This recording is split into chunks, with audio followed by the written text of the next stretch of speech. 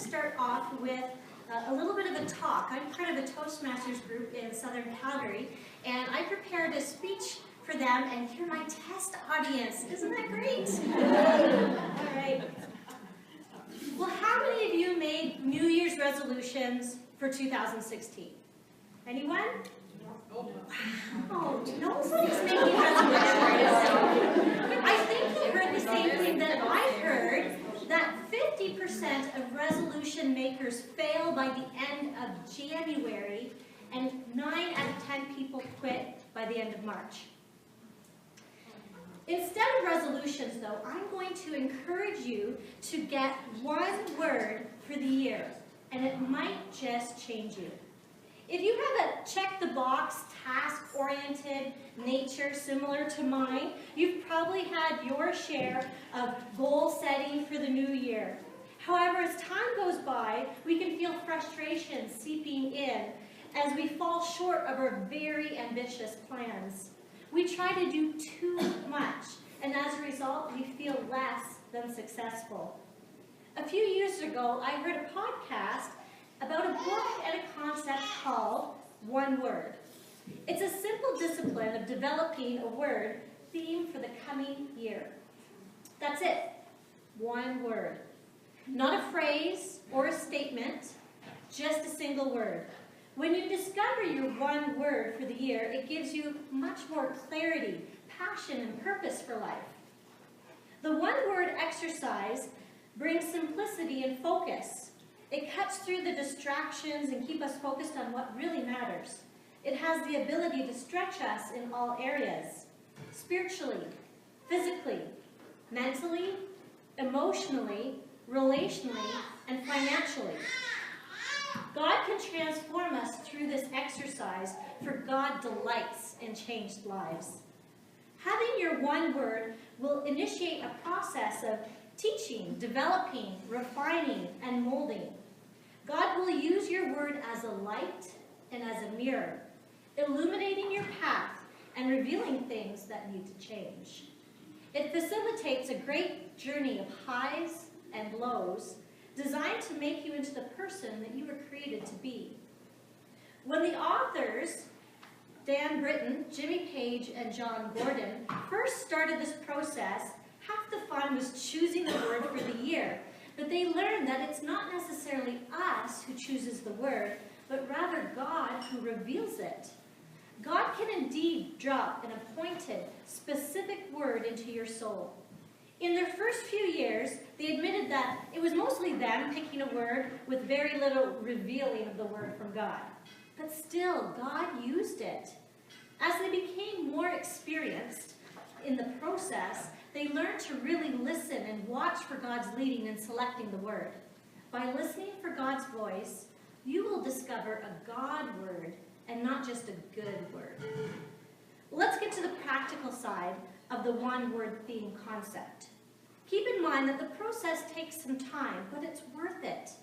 Whether you're single, married, a parent, a business leader, this process can facilitate breakthrough for you in every area of your life.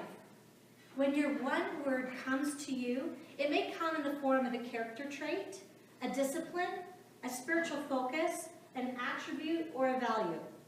Here's some examples that others have used. Love, joy, patience, kindness, rest, prayer, health, flexible, devotion, intimacy, discipline, commitment, bold, positive, finish, purity, inspire, integrity, strong. Here are the steps to help you discover your one-word theme. The one-word process really has 3 simple steps. Look in, look up, and look out. So step 1, prepare your heart, look in. This is where you take action to unplug from the hectic pace, the noise, and the clutter. Finding solitude and silence can be a difficult task, but to hear from God is essential. And as we let God examine our heart, He will give us clarity. Step 2, discover your word, look up. This step helps us plug in and listen to God. taking time for prayer, that simple conversation with God, is the place to start. Ask him this question: what do you want to do in me and through me this year? This question will help you discover the word meant for you. Don't just pick a good word, receive a God word. And step 3, live your word. And that's the look out. Once you discover the word that is meant for you, it's time to live it out. Your word will have an impact in so many areas of your life. Tell your family, an accountability partner, your word for the year. Write it in your journal, post it on the fridge, talk about it with your family over dinner. Do whatever it takes to keep it in focus and keep it fresh. This was my experience in choosing one word with my family. I sat my kids down and explained the concept, ready to walk through the one-word action plan that I downloaded from the website.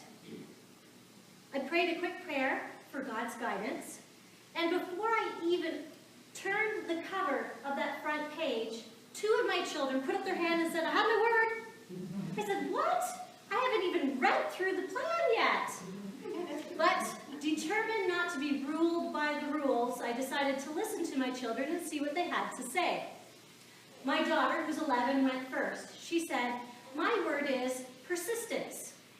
I thought, wow, that's a really fitting word for you, especially considering the day before we had brought out a new game and she had given up trying because it was difficult for her to learn. So I thought persistence was very good for her and very insightful. Then my son, who's 9 years old, he said, "My word is peacekeeper." Wow, I thought, because conflict certainly reigns in my home and we could use a peacekeeper who is on duty at all times.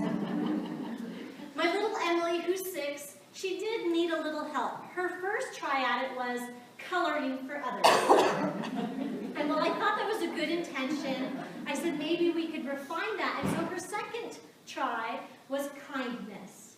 And again, I thought that was really good because I said, you know what, when you're kind to others, you can color for them. So it'll work out really well. All the kids were thrilled. And then, of course, they turned to me and said, "Well, Mom, what's your word?"